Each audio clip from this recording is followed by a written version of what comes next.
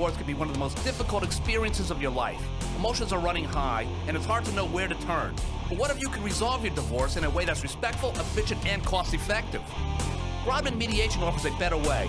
As a seasoned mediator, Ian Grodman helps couples navigate the divorce process with empathy and understanding.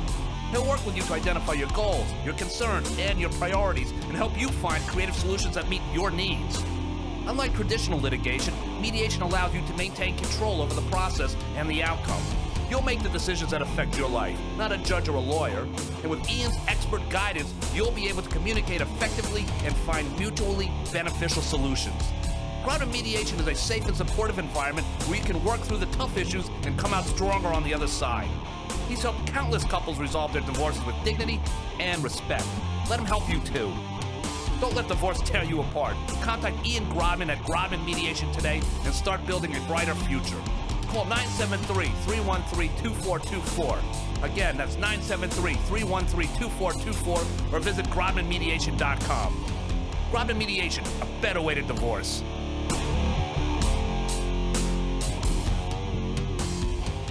And welcome to the Soma Talks podcast, sponsored by Coda Kitchen and elevated by the Cannon Boss Lady and Educational Equity Advisors and David's Advocacy and Consulting.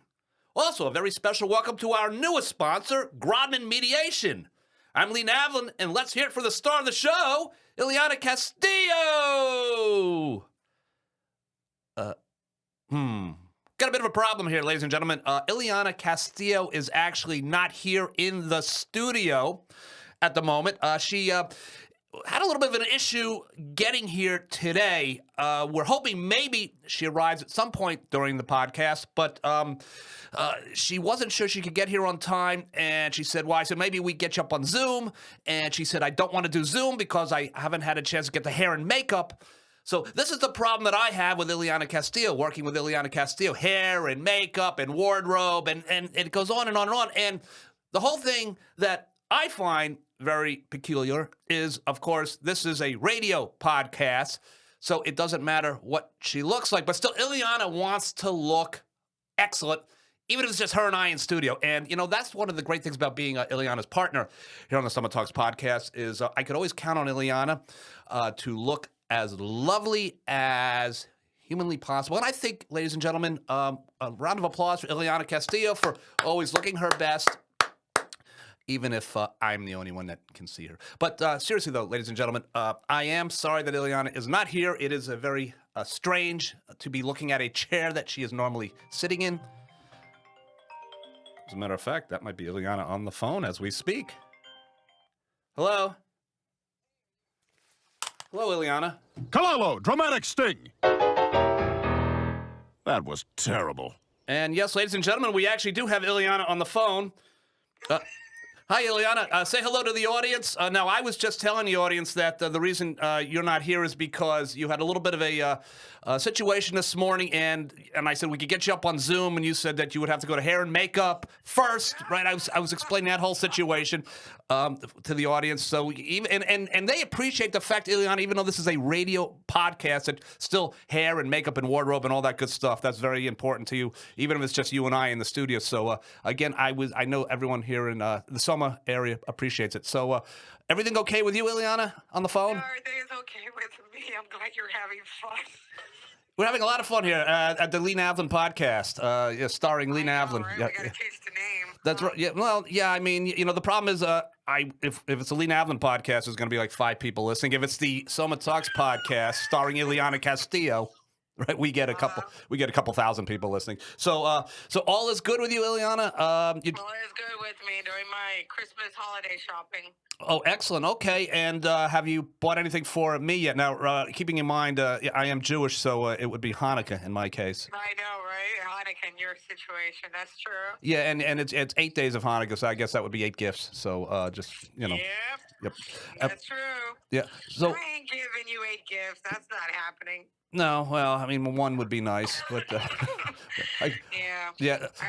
All right. Yes, I now have to think about what I want. So if I decide I want, do I tell you ahead of time, or you just buy something regardless of if I want it or not? If that's kind of how it works, I guess, right? I'll probably buy you a drink at Coda. That's your gift. Okay. Oh, very good. Okay. All right. So that's would be the first time you bought me a drink at Coda. So that would be. Yeah, I'm looking forward to that. And maybe some weed from the Cannabis lady.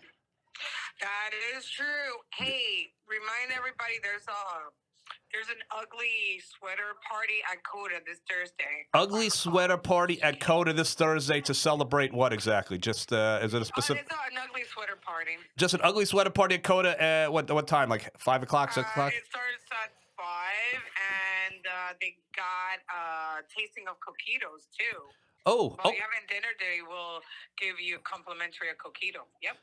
okay. All right. So that's and again, that's what day? This Thursday coming up. This Thursday. Okay. Coda around 6 o'clock. People should show up in their ugly sweaters and the 19th. the 19th. Okay, and the coquitos, and it'll be a good time. Now you'll be there. Yeah, I'll definitely be there. All right, and I guess I'll try to get there as well. And now the good news is Paul J. Haley won't be there because he doesn't live here anymore.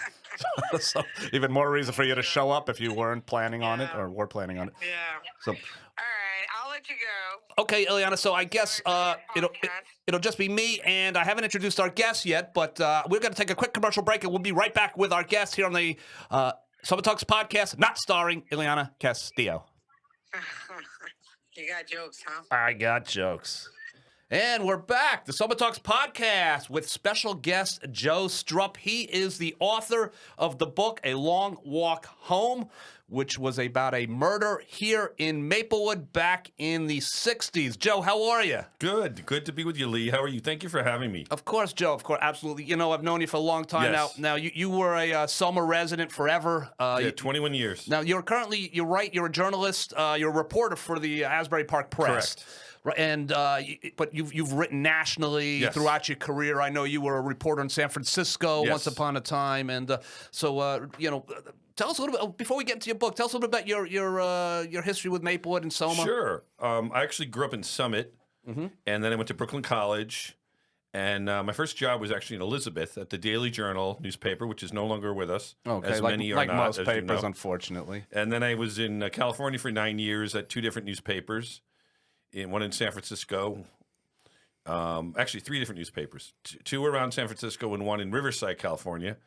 And then I came back east in 1999 to work at Editor and Publisher magazine, which covered the newspaper industry. Mm-hmm. And then I worked 8 years at Media Matters for America, which covered conservative media. Right, and I was at Fox News Yes, at the sir. time, and that's when I first ran across you as in town, and I was like, Joe Strupp, Lee Yes. Navla, and then I'd see you kind of covering for Media Matters, which you covered things like Fox News and some Right. of the bullshit we were pulling at Fox News.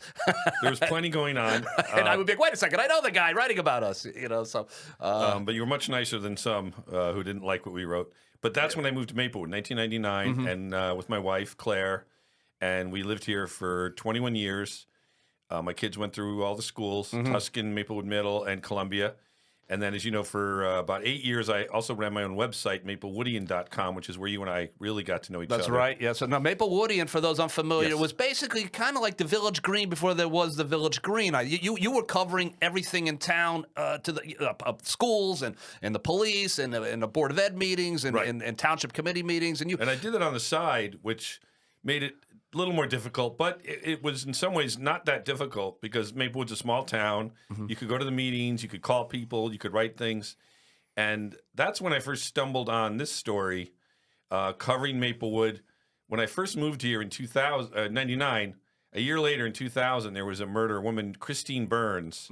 She lived on Richmond Avenue. She was found brutally murdered, sexually assaulted. Right. I remember And that. they couldn't find her killer for several years.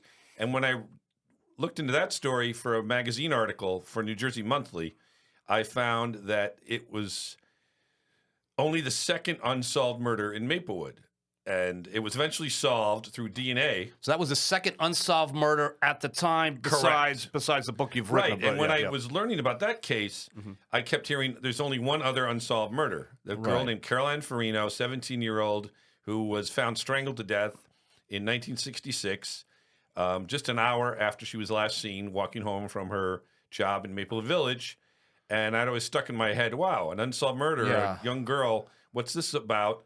and I kind of stored it away. And then eventually, the Christine Burns murder was solved through Right. DNA. That was a random attack. Yes, it was one of the problems at the time, and I go into this a little in this book. The Essex County Prosecutor's Office was very unwilling to give out information about Christine Burns' murder to the point where they wouldn't even let people know if they thought it was a stranger or someone she knew. It was just shut down. And I learned then, as you know, as many people know, the county prosecutors in New Jersey take over most felony crimes. Okay. Murders, rapes, serious crimes. If they occur in the local town, the local police are often taken away from the case. Okay. And the prosecutor's office handles it. So at that time, they were not saying much. And eventually, So you might go to the Maplewood Police and say, "Hey, can you help me out?" And they would refer you to the Essex County Prosecutor's have to. Office, right? And they because were often very helpful. Yeah. But they'd say, look, that's just the way the hierarchy works. yeah, The prosecutor's office runs it. So eventually, Christine Burns' murder was solved through DNA, but this case always lingered. And then later on, I started looking into other true crimes, and I started thinking, well, let me see where this case stands. And I started getting information about it, which at the time, this was about 2020, or no, I shouldn't say that. The book came out in 21. About 2018, I started looking into it. I filed public information requests for police reports and her whole file. And initially, the police department was willing to give me what they said was an inch-thick file. MPD, Maplewood Yeah. Police. Yep. And they were very helpful. And then basically 2 days before I was going to go down to the police station and go through the file with an officer guiding me, they said, we can't do it. Why? Prosecutor's office won't let us. Why? Yeah. I don't know. Wow. All I would get out of there was the initial police report from when she was found dead, and a couple other little pieces of memos that were written that weren't really big news, but nothing else. They had this file. They had apparently pieces of her clothing. None of it they would give me. So I kept investigating the case. After leading you to believe it was available to you, And I think they wanted. This was the former chief, yeah. whose name escapes me, who passed away. Yes. Duvall. Who was yes. very helpful. Yes. Said no. Then I went to the prosecutor's office. I filed public information requests. Denied. Wow. It's still an open case, quote unquote. Even From though, 1966. Right. Now she was 17 years Yes. old. Was she a Columbia High School student? Columbia High School senior. It was November 3rd, 1966. And she was walking. She worked in Maplewood Village. Correct. She worked in Maplewood Village. She was a waitress at a place then called Milt's Cup and Saucer, Which is no where? longer there, but it is now, I believe, Anthony Garubo Salon. So she was working basically where Anthony Garubo Salon Yes. is. On a Friday? Was it a It was Friday? a Thursday night, and the okay. unique thing is, it was November, and even back then they had these NJEA teacher conventions. So there was no school the Thursday and Friday of that Gotcha. week. So the kids were going Kids were out. going wild, having a good She time. was working, and she basically left work at the witnesses and police reports believe between 7:30 and 8 o'clock. She lived on Jefferson Avenue, Okay. just a few doors from Valley. Right. So just, the easiest walk in the world for you. About a half-mile walk. As a parent, you're thrilled your kid has a Yeah. job a few blocks from your house, easy walk to and from. Right. And she was last seen leaving Maplewood Village around 7:45. Her body was found around 8:30, Wow. Just like not even an hour later. about half a mile away off Summer Street. Okay. Summer comes off of Valley, kind of near the country club. So that was kind of, she was walking in the opposite direction of her Correct. house. She would have probably Or would have her- walked down Maplewood Avenue and hang a right on Jefferson. Or some people said sometimes she might go through Memorial Park Okay. and then walk up Valley and hang a left on Jefferson. Although, unlikely that night because it was nighttime. It was November, so it would get dark early. Yeah. And you don't want to necessarily go through the park No, right. at night. Might have walked around past the junior high school Correct. or whatnot. Yeah. Or since it was not a school night because there was no school the next day, back then, as I'm told, a lot of kids hung out in Memorial Park. Okay. Maybe she did go through the park to get and see people she knew on her way home. Right. But her body was found strangled with her own stocking, her girdle pulled down somewhat. They determined she had not been sexually assaulted, but she had been undressed, and that her stocking was strangled around her neck. Her purse and shoes were missing. and she was found in a driveway, the driveway of 22 Summer, which is actually on a side street, Hubert Place. If you go up Valley Street Okay. to Summer, you go up Summer up the hill. Hubert is right there on the right, and it was the driveway of the house was on Hubert. She was found there at about 8:30. Now, who found her? The people who lived in the house, 22 Summer, were actually leaving their home. It was a couple to go to an event at Maplewood Theater that night. It was actually a Democratic Party fundraiser In Maplewood, in the village. Right, Right, because it was, November. It wasn't a presidential year, but it was election time. And apparently there was some kind of Democratic fundraiser at Maplewood Theater. So they just happened to be leaving their home and going down to their car, and they found her body, called the police. Police came. They apparently canvassed the area, knocked on doors. There was no physical evidence, and no one was ever found. And some of the investigating we found is the police perhaps made a mistake because they didn't look for it to be a stranger. They focused on her family, on her friends. I ended up getting to talk to a lot of people who knew her, classmates, neighbors, who all said, yeah, the police came, they interviewed us. And then the big piece of the puzzle was her sister. She had a younger sister, Cynthia, who was 11 at the time, still with us, lives down in Red Bank. Okay. She gave me a lot of help on the book. Sure. She talked about how the police never really made it look like it might have been a stranger and focused on people she knew and made her father a major suspect, even though he had a clear alibi. He was home at the time. Yeah. And he actually was a delivery man for the Star Ledger, so he would get up early. Right. All right. And he'd come home, and he was actually sleeping. And when Carol would come home from work, she was pretty prompt. And she was at least 45 minutes late, hadn't called. So the mother said, hey, you should wake your father up so he can go look for her. So they were Clear concerned. alibi that it wasn't him. Yeah. He went and actually went looking for friends of hers. One of the places he went, according to friends and witnesses, was Grunning's, the ice cream shop that was in South Orange at the time. The one up the hill, or Not the one up the hill. You know you're in Maplewood. Yeah, South You know you're Orange, South Orange. Village. Yes. There was one up the hill. This is the main one down. And apparently, some people remember him coming by because a lot of kids would hang out in the parking lot. Sure. Yeah. And some of the students remember him coming by and say, hey, have you seen Carol? And no. Then he went to eventually he said, oh, I got to go to the police department. And when he went into the police station, the old police station, Which was by Memorial Park. Right. Yep. He, the story goes, he went in, and just as he got up to the front desk, he saw her coat against a chair in the back, and he shivered. Oh, something's up, and then the police, of course, told him.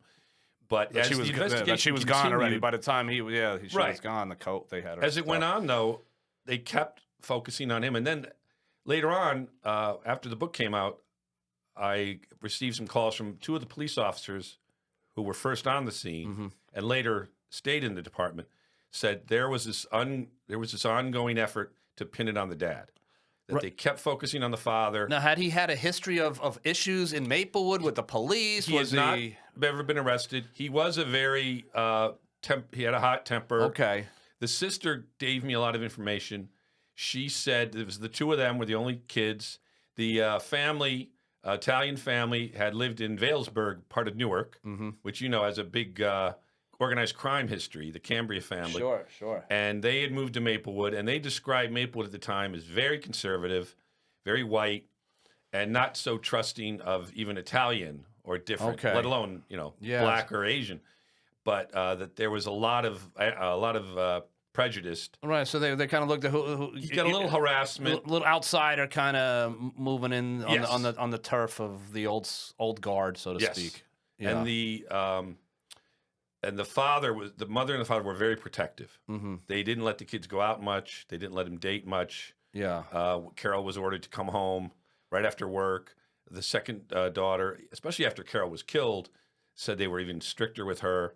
Yeah. But he could be temperamental. There's things in the book about him blowing up at them, but never any physical violence that we're told. Yeah. Never arrested for anything. And certainly no proof, no witnesses, nobody who saw him there, and you know they didn't have obviously DNA and whatnot, so that that would have discounted him immediately. But back then.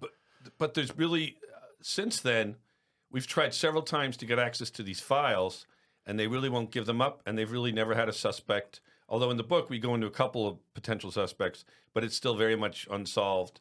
And they claim it's still an open case, although that's sort of not clear. So we can kind of deduct just from talking that there was sloppy police work, I Yes. guess, and that kind of. But this is the '60s. Why would anybody in the Essex County Prosecutor's Office today, or even the Maplewood, have a reason to tell you no, stay away from this, or we can't show you any? What's? Do you have any idea what? You have to ask them because I mean- from continued efforts, and we're looking for an attorney to maybe help us file legal action. Yeah. So the family is still obviously who's left. just Cynthia, the sister. Okay, the her parents have died, and the book gets into her story. She, grew up in the shadow of this death. She ended up getting married very young, moving out to the Midwest, having her own issues with her husband. Okay. And then some strange crimes that she was connected to. Not that she was the criminal. She went out with a man who ended up being in drugs and got murdered. Okay. So she sees her sister murdered, then she sees her boyfriend murdered. She comes back to New Jersey. She actually then married a man who she was married to for 20 years, good guy, who only died a few years ago. And but it was always, it still is, very much kind of this unsolved dilemma in her life. Sister now is, I guess, in her helping. 70s. I guess you're being. She was I'm very sloppy trying to 11, do math. 1954. I guess she 60 just turned 70. Oh, so okay. Oh, so 60. The murder was in 66. 66. 66, and she was 11. And Yes, and she turned 12 Gotcha. 10 days later. Gotcha. Okay. Yeah. It's a crazy. So it's still unsolved. Yes. It's a cold case. Essex County says it's a cold case, or they don't tell you that. They just say we can't. No. So what is the family hoping to gain by bringing in an attorney? And I guess you're working with the family at this point. You kind of brought attention to this family's plight. I mean, I would imagine they just assumed they were going to get nowhere ever, and now a reporter writes a very good book about it. Thank you. And And she was a big part of it. I want to give her much credit. yeah. Excuse me. So yeah, I was very strange that you would just think, why would Essex County not be here? It's everything. Hey man, if you could help us solve it, I mean, we're obviously not chasing down leads from 1966. If anybody else wants to try, we're more than welcome. I don't know. I go into the book. The Essex County Prosecutor's Office has a very, very mixed history. There was the famous preschool case at St. George's Church. Okay. Where there was accusations of a woman molesting children, and it turned out to be totally false. That investigators had misled. They also had some. It's a very, very busy office. Yeah. It's dealing with Newark. It's dealing with probably the biggest crime Irvington, levels. Newark, sure. I mean, I don't know what these are big cities. And it's very political, as you know. Of course. It's a very political county. Things get handled in ways that have a lot of questions of how's this going to make us look. I still don't understand, because we are in an age where cold cases are getting solved left and right. Yeah. And if you're the prosecutor's office today and the police department today, what do you care if there's something showing mismanagement 50 years ago? Right. That had You nothing to weren't do with around. you. Right. Yeah. So that's. There must be something. She starts to think, and I think there must be something in these files that shows they wrongly went after the father, or they did some mismanagement that could be liable and could be grounds for legal action that they don't want to see. Yeah, even this many years later, I guess if the case is still cold, I guess in theory there's no 7 years or whatnot, from the time to sue. We did raise some attention recently. What a sad thing, because it's it's just a 17-year-old kid. I mean, and how many of us? I mean, my son, Maplewood Village, walked home thousands and My thousands kids grew up of here time, too. and Yeah. and I know, and just to think that your kid walks home a few blocks away, and now. Does the sister have an idea? Does she think it was friends, kids her age? No, the general thought seems to be, in the book we go into several suspects. One of them is a man named, I'm missing his first name, Otto Nilsson. Okay. He was an accountant in Maplewood. He lived in South Orange. He actually worked in an accounting office literally across the street from where Carol was last working. Okay. He was later accused of a murder in in South Orange and was acquitted. Okay. He was later jailed after he attacked a bunch of people in a veterans hospital. And he was one of the prime suspects, we thought. He died in the early 90s. Okay. Another potential suspect is a man named Richard Cottingham, who's a well-known serial killer who went on all kinds of sprees going back to the early 70s, including what they call the prostitute murders. He killed a bunch of prostitutes in New York City in the 70s and then, or in the 80s. But then there are other cases he's been tied to of murders in New Jersey. And these were investigated, or they were visited by the investigator or whatnot, but no arrests were ever made. No, but he has admitted to a lot of them in recent years, and a lot of his confessions have been found to be valid. Wow. Including several in Long Island just last year. Yeah. And he's still alive. He's in Trenton State Prison, and he fits the mold in some ways. In one way, he has a penchant for young girls, brunettes, who wear uniforms. Yeah. And that's Carol. She was a very pretty brunette. Yeah. She had the white waitress uniform on. Also, in many of his cases, the subject is strangled by an object. And in several cases, he takes her purse and shoes, which in this case is what occurred. Now, I've been in contact with him through some intermediaries. He is not confirmed or denied, but he has been always willing to talk to prosecutors. But here we are. We're right. The steps he generally takes is if they are willing to meet with him and offer some immunity, he's been convicted to the point where he's never getting out of jail. Yeah. So if you offer him immunity, it's not going to really hurt. No, it's almost like a feather in his cap if he gave him an opportunity to admit guilt to another murder. This guy's this is what he does. He's a serial killer. Proud of his. Proud of the horror that he brings upon families. Correct. And the Essex County Prosecutor's Office, as far as we know, has not reached out to him. Yeah. Have you reached out to DeLuca's been here 100 years, and everybody? And they are willing, including Al Sally, our current police chief here. Yeah. He was very nice to talk to me. I reached out to him. I guess I was here at Mayfest. Okay. I had put up some stands to raise awareness. One of the things we did this year was Cynthia and I and others did a postcard campaign where we printed up postcards to the prosecutor's office, basically asking him to reopen the case. And several times I came down here and set up tables, and I got about 200-something people to sign them, sent them in. And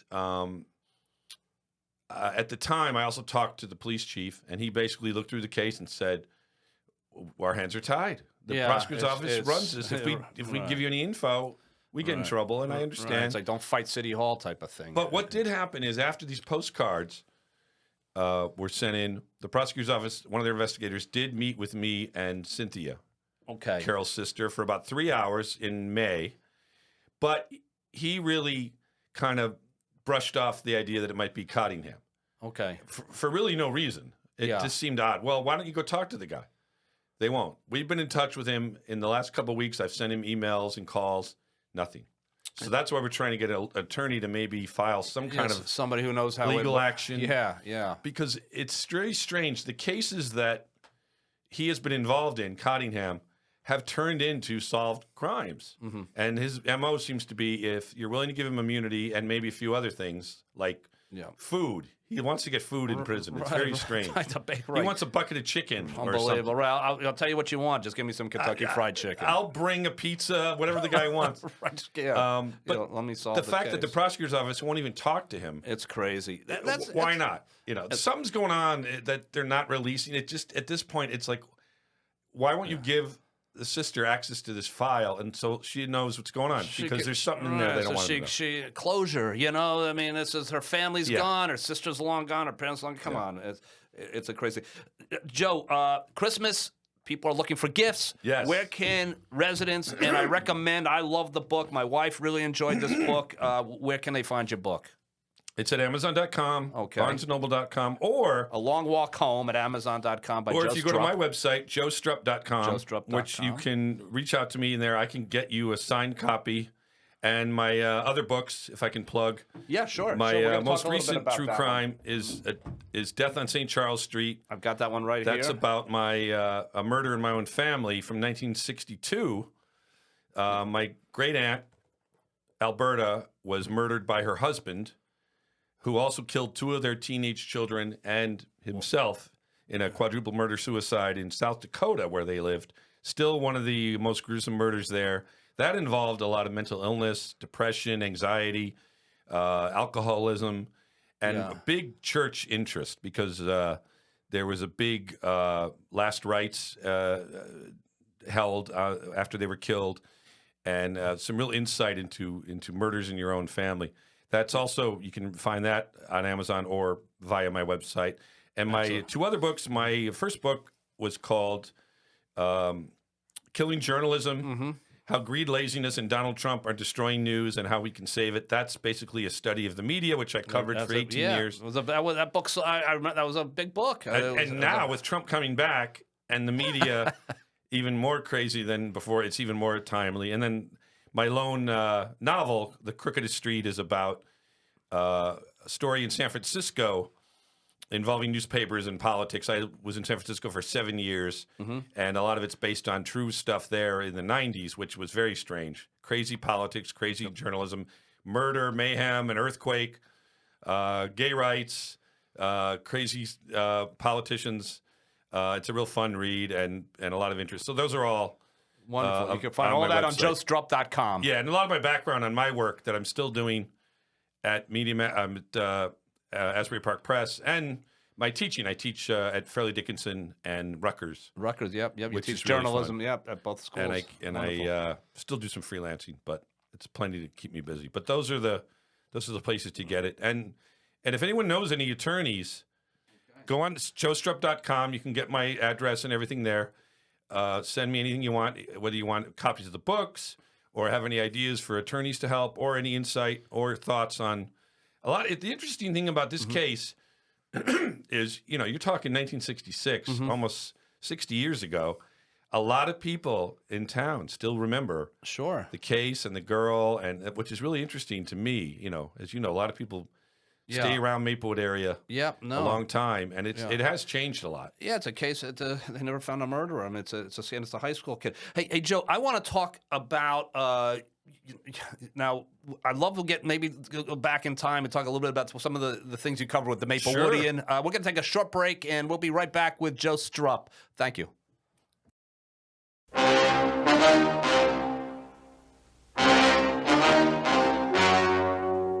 The story you are about to see is true. Coda Kitchen in the heart of Maplewood Village, but with a city vibe.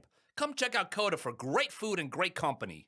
Luke Finn and his team love presenting their customers with inspired and creative dishes using as much locally sorted organic produce as possible.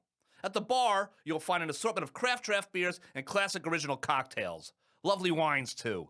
Coda Kitchen, Maplewood's favorite local hangout. 177 Maplewood Avenue in the heart of the village. Coda Kitchen. It's what's for dinner. And we're back here at the Soma Talks podcast. I'm Lee Nadler without Ileana Castillo. Unfortunately, Ileana is getting her hair done. So, Joe, she apologizes. Hair and makeup day. So hey, you gotta do what you gotta do. No problem. That's right. It's good being here. Yeah. Well, thank you so much for coming, Joe. Wanted to now you've covered Soma. We talked about Maplewoodian. You lived here forever. One of the nuttiest towns. One of the nuttiest places. Soma. You've been following what's been going on with the local Board of Ed and maybe the local township committee, Deb Engel, and that whole thing with the mayor and Nancy Adams. I don't know.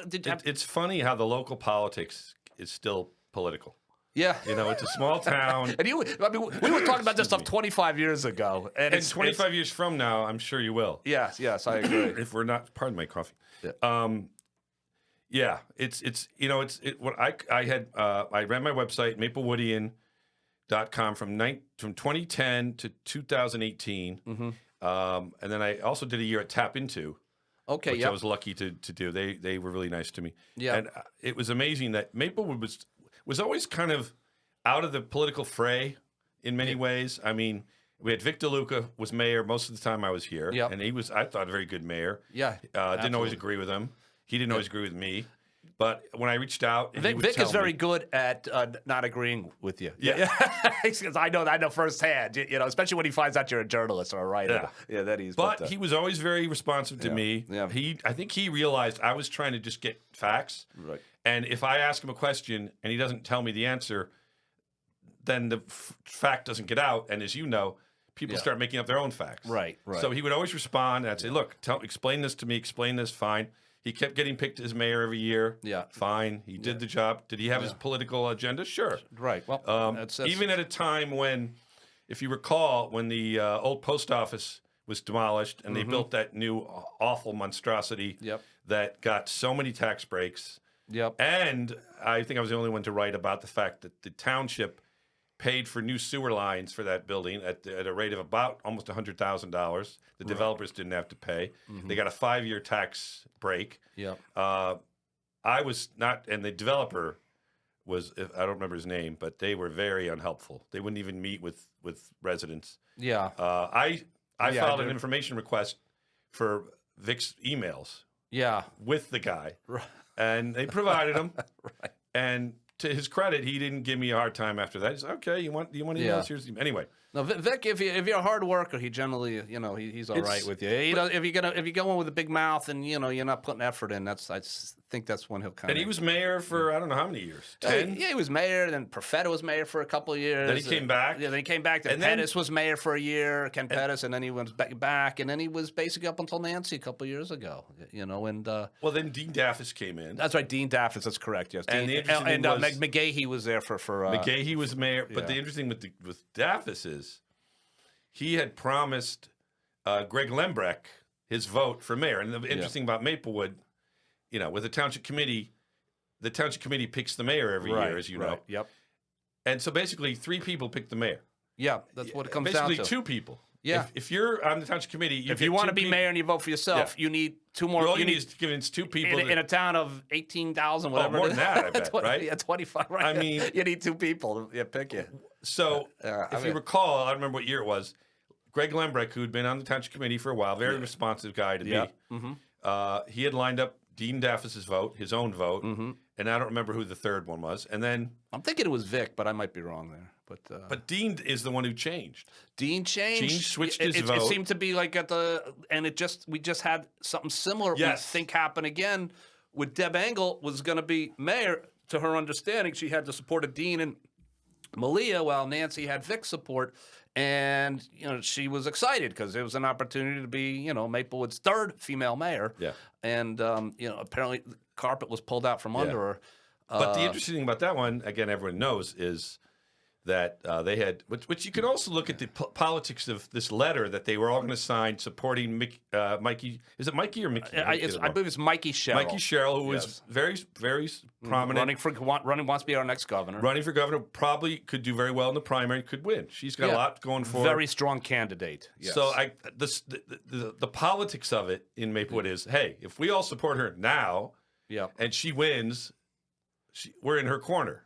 Yeah, she's going to thank us later. Now that's politics. Yeah. No. What I'm hearing is, what I'm hearing Engel is pulled out and wouldn't sign. Which part of you could think, you know what?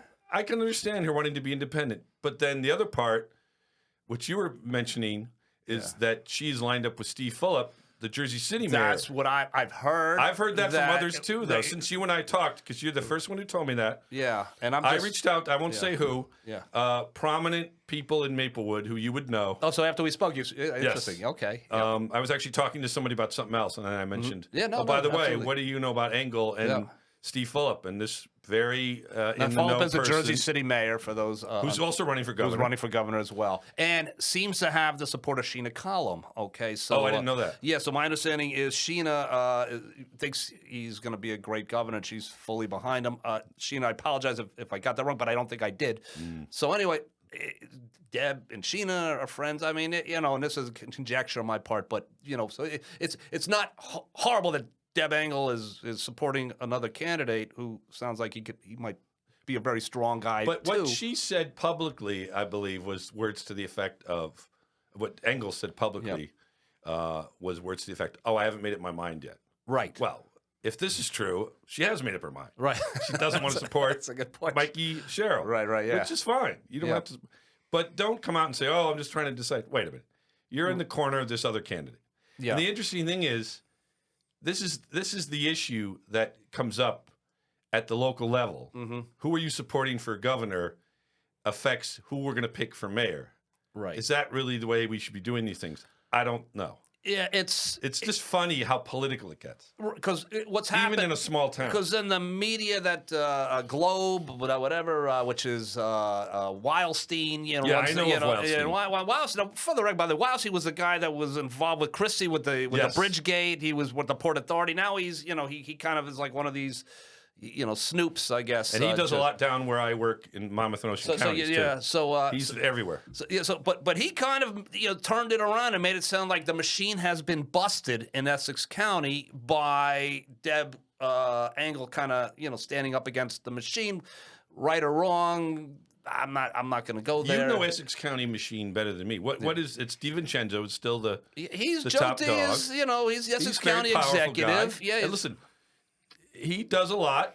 Yep. I've disagreed. One thing I'll say about him, one thing I do support of him, years ago he helped save the now it's called the South Mountain, I think, Blues Festival. Yeah, and I'm a big blues fan, so he always loves his parks. He loves Essex County parks. and He wants them all to be, you know, if you ever walk around the reservoir, you know, he knows how to in the reservation. I mean, that's his he's baby. a very powerful guy. Yep. But he earns the power. Yeah. This is where we are. Here's what I'll say. My experience with What is his insight into who's governor? Does he come out for you know, Cheryl or I don't think Phillip or anyone I don't yet? think he comes out for any of them. I don't think he comes out for Democrat or Republican. I think he kind of sits back and he just kind of, you know, wields his power peacefully. But, I don't think, you know, Joe D supports, you know, Chris Christie. I know he had a relationship with Chris Christie. I know he had a relationship with Murphy. So him and Christie went to high school together, I think,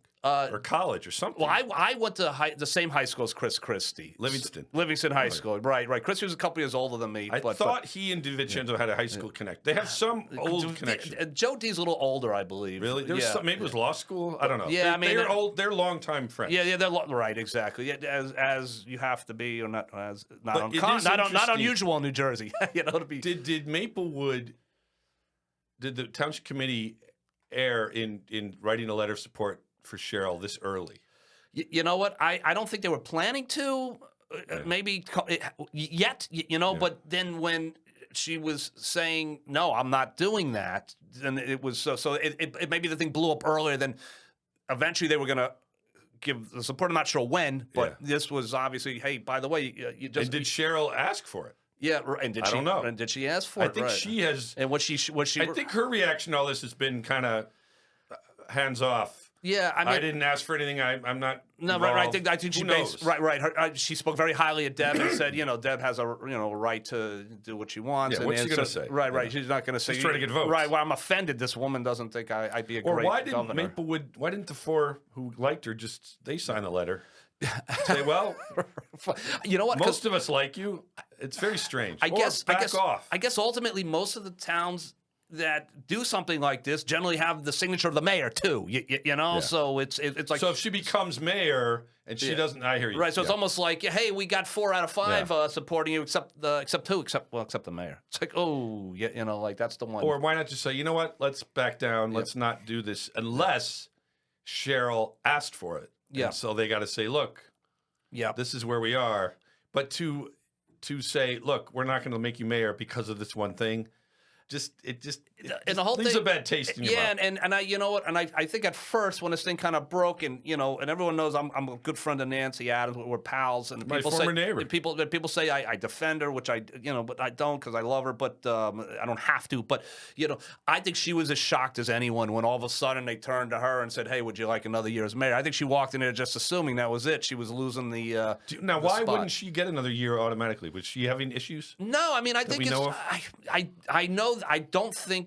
You know, and I just think Dean had and Deb were very close, and you know, Dean had said to Deb, you know, you have my support. Malia Herman is a good friend of Deb's. She's the new one, right? Right. She's right. So I think that the three of them were just, going to caucus together, however you want to, whatever you want to say. Well, DeLuca had Nancy's back. Maybe new versus old, old school, Vic and then Nancy have worked together 25 years or whatnot, and then you got the new kids on the block kind of seeing things a little differently, maybe young guns. And but yeah, it was, it's funny because it's, all of a sudden, our little town of Maplewood is again, kind of like, all the people have their mayors in Bergen County that are screaming, "That's the machine," and it's like Dean Davis is not the machine. I mean, but There's no machine. But but there is a machine. I don't know that Maplewood is a major cog in the machine. Yeah, but it's interesting that the politics at this level gets this way when there's so many real things on the streets that people care about. Taxes and crime and picking up the garbage and all the usual stuff that... You know what? It's somebody said to me, kind of talking about South Orange and Maplewood, this was a funny... like, there's a car on the side of the road that's broken down, and you have the 5 township committee members of Maplewood kind of sitting in there with the tires flat, and then a sports car, a convertible sports car drives by with and it's Sheena, with maybe like a scarf on, kind of just waving, smiling, driving by with the sunglasses on, like kind of like, like untouchable, like, 'cause South Orange is just such a calmer, more peaceful. Yeah. Maybe that's because, and I know Michael Goldberg, who I know he says that Maplewood should go to do what South Orange is doing. There should be nonpartisan elections, and we should be able to vote for the mayor. The residents should be able to vote for the directly elected mayor. And he says, and then all this shit that we're dealing with in Maplewood, which seems to be yearly now, because every year you pick a new mayor, less drama. Now Nancy Adams was mayor. The last 2 years or 3 years? No, this is Nancy's. This will be Nancy's second year as mayor. That's what I thought. Right. So she hasn't been mayor that. No, she was vice mayor, I believe, for a few years. She's on the township committee for a while. Not that long. No? She was on a lot. Maybe 5-6 years. I'm not sure much of it. She was always involved in the township. Always working. On committees, budget committees, whatnot. She's second longest serving though after DeLuca. Yeah, I think at this point, she would be. I don't think he's going to be on for that long. Vic loves it. Oh, and he's very good at it. Yeah, he loves. Someone told me, and I don't. Very quietly. No, Vic. He lives up here, but he also has a summer residence down the shore, and he's so knowledgeable on government, local government, that they've actually asked him. If you want to move down here full time, we want you to run for office. I mean, that'd be great. Then I could cover him down there. Right, because you imagine, because you talk to a guy like this or at a coffee shop or something like that, he's going to tell you how budget committees work, how finance committee works, how your garbage removal. I mean, he knows everything. He knows government. He knows Jersey government. He knows people. Yeah, so he knows. So he's a big League of Municipalities guy. We're very lucky to have a guy like him with his knowledge. What town is he down south? Do you know? I'm not sure. I'm not sure. Yeah, I know it's just a summer house. Yeah, well, it's a second residence. It starts that way, and then you're there. Yeah. But I'm sure his wife would love it if he retired from it. But he loves. I talk to people who know him. I'm not that friendly with Vic personally because I ran against him. So he forever sees me. He's like, you're the guy. You're that guy. He definitely. I won't say he's vindictive. Yeah. But he definitely has a long memory. He has a long memory. but to be fair, he works hard. He was always a good kind of ceremonial mayor. He'd go to anything. Everything goes to everything. Ribbon cutting. You have a new business. I remember there was some library event, and he went, and kids started dancing to some Christmas music, and he got up, started dancing with them. Yeah, no, he's a very my great kid was in preschool mayor. at the Y. He read to the kids when they were like 3 years old. And he always worked. Yeah, no, he always had a very flexible job. He was at he ran a nonprofit. He ran a nonprofit. He was very successful. It was very flexible. He could take a lot of time, and then he retired. Yeah, and that's tough if you're a full-time employee somewhere, especially out of town. Yeah, I think that was Ken Pettis' issue. He worked in the city. He worked in I think that's tough to do. Investment banking. Even McGahee, to be fair, has a very busy. It's hard to put your time in. Yeah, Nancy, I think had a little more flexibility. I don't know. Now Dean also seemed. Dean's a lawyer. I know he does something down in Trenton. He's a busy guy, Dean. Dean's a smart guy. I give him a hard time in his podcast, but he's a real smart guy. He's a hard worker. He's really knowledgeable. But he plays the political game, on the one side you kind of have to. I see that, but on the other side, things like this Mikey Sherrill angle thing just are like, really? Do you don't get that petty at this level? You would like to would have been figured out before they were, voting, basically. Before the hat was being passed around, to put the name in. But it is also interesting how the politics work, because it's like that all over the state. Everyone has to get support, and the money is the big deal. Yeah. Money. Yeah, money, support, name recognition. I think I was the only one reporter, and I still don't think I am still the only one, who really reported on campaign contributions at this local level. Now, are they huge? No. Mm-hmm. But there's interesting things of who donates to what. Yeah. I remember Greg Lembrick at one point was loaning himself $10,000 when he ran for township committee, and his budget was something like $13,000. Right. So he basically financed. He bankrolled his, which because you don't have the endorsement of a major like Maplewood Democratic Committee, which is very helpful, and they have a team of district leaders that could go out and knock on doors for you. Yeah. I mean, because I remember I ran against the Maplewood Democratic Committee had endorsed DeLuca and. It was India Larrier at the time. Oh, I remember India. Yeah, and so I was basically running against those two, and they.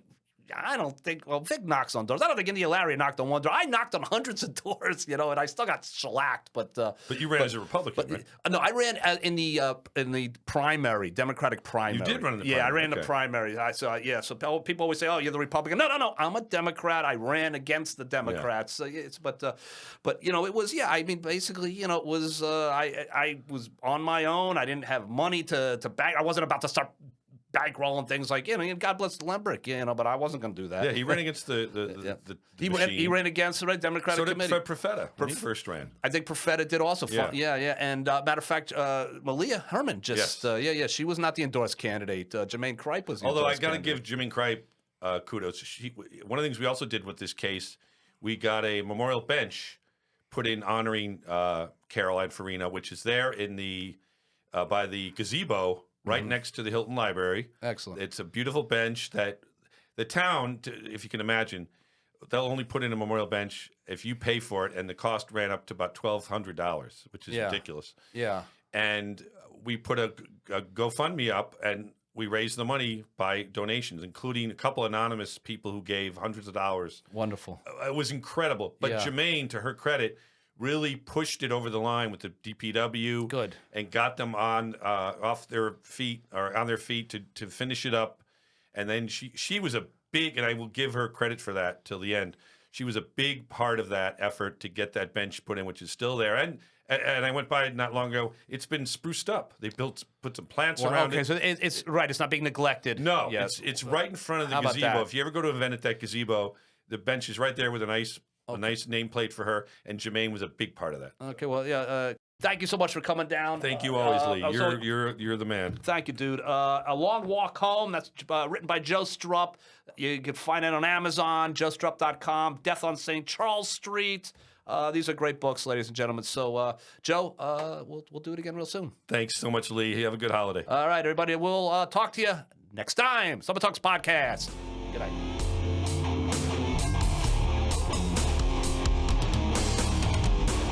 The views, thoughts, and opinions expressed are the speaker's own and do not represent the views, thoughts, and opinions of the Soma Talks podcast. The material and information presented here is for general information purposes only. The Soma Talks podcast name in all forms and abbreviations are the property of its owner, and its use does not imply endorsement of or opposition to any specific organization, product, or service.